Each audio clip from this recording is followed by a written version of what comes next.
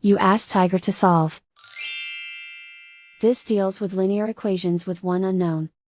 The final result is m equals 27. Let's solve it step by step. Group all m terms on the left side of the equation. Subtract 20m from both sides.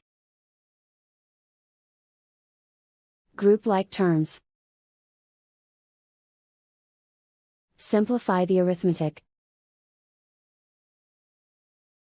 Group like terms. Simplify the arithmetic.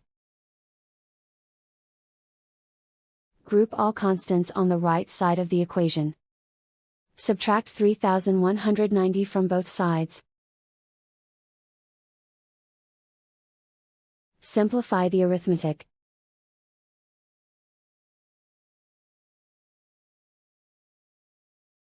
Isolate the m. Divide both sides by -50. Cancel out the negatives. Simplify the fraction. Cancel out the negatives. Find the greatest common factor of the numerator and denominator. Factor out and cancel the greatest common factor. And so the final result is m equals 27.